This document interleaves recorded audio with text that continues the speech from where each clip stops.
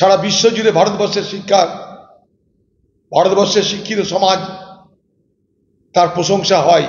এটা আমাদের বড় একটা রসদ, বড় একটা সম্পদ। আমরা চাই এই ভারতবর্ষের পরীক্ষা ব্যবস্থার আমূল পরিবর্তন চাই। আমাদের দেশে এই ধরনের বিচ্যুতি এটা আমাদের ভবিষ্যৎ প্রজন্মকে এবং সেই সুবাদে ভারতবর্ষের যে বিশ্বাসযোগ্যতা, সেই বিশ্বাসযোগ্যতাকে প্রশ্নচিহ্নের মুখে দাঁড় করাবে।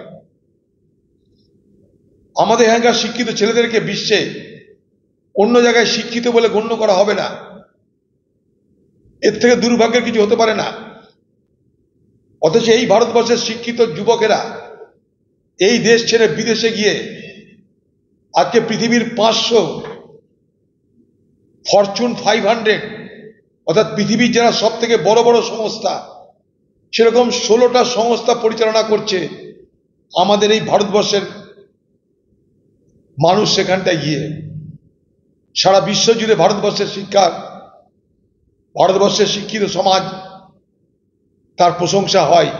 এটা আমাদের বড় একটা রসদ, বড় একটা সম্পদ। এটা আমাদের একটা বড় ডেমোগ্রাফিক অ্যাসেট। সেই জায়গাটা যেন ক্ষুণ্ণ না হয়, তার জন্য সকলকে সঙ্গে নিয়ে একটা নিশ্ছিদ্র, ত্রুটিহীন, ফুল প্রুফ একটা মেকানিজম তৈরি করা দরকার। কোনো কিছু লুকিয়ে লাভ নেই। কেন্দ্র রাজ্য কারোরই কোনো কিছু লুকিয়ে লাভ নেই। হয়তো র্যাকেট ছাড়া কি হয়? অনেক বড় র্যাকেট আছে, যত তদন্ত করাবে তত এগোবে। আমরা চাই এই ভারতবর্ষের পরীক্ষা ব্যবস্থার আমূল পরিবর্তন চাই। আজকে ইউরোপ আছে, আমেরিকা আছে, সেখানেও কিন্তু এই ধরনের এলিজিবিলিটি টেস্ট হয়। ভর্তির আগে সেখানেও যোগ্যতার পরীক্ষা নিরীক্ষা হয়, কিন্তু সেগুলো হয় ফুল প্রুফ। সেখানে কোনো রকম ত্রুটি থাকে না, ত্রুটিবিহীন সে সমস্ত নিয়োগ হয়। অথচ আমাদের দেশে এই ধরনের বিচ্যুতি এটা আমাদের ভবিষ্যৎ প্রজন্মকে এবং সেই সুবাদে ভারতবর্ষের যে বিশ্বাসযোগ্যতা, সেই বিশ্বাসযোগ্যতাকে প্রশ্নচিহ্নের মুখে দাঁড় করাবে। আমাদের এখানকার শিক্ষিত ছেলেদেরকে বিশ্বে অন্য জায়গায় শিক্ষিত বলে গণ্য করা হবে না। এর থেকে দুর্ভাগ্যের কিছু হতে পারে না। অথচ এই ভারতবর্ষের শিক্ষিত যুবকেরা এই দেশ ছেড়ে বিদেশে গিয়ে আজকে পৃথিবীর 500 ফরচুন 500 অর্থাৎ পৃথিবীর যারা সব থেকে বড় বড় সংস্থা, সেরকম 16টা সংস্থা পরিচালনা করছে আমাদের এই ভারতবর্ষের মানুষ। সেখানটায় গিয়ে সারা বিশ্ব জুড়ে ভারতবর্ষের শিক্ষিত সমাজ তার প্রশংসা হয়। এটা আমাদের বড় একটা রসদ, বড় একটা সম্পদ। এটা আমাদের একটা বড় ডেমোগ্রাফিক অ্যাসেট।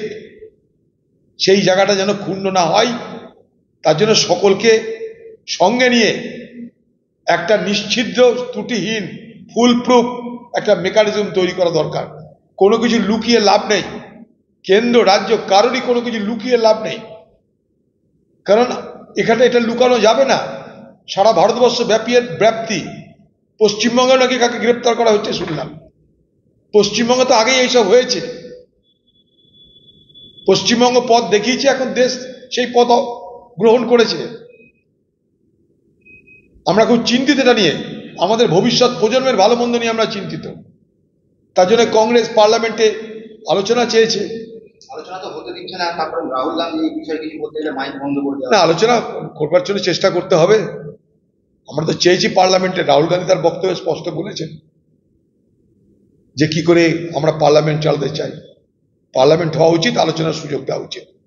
এত বড় বড় কেলেঙ্কারি, তার তো আলোচনা হওয়া উচিত। ঠিক আছে।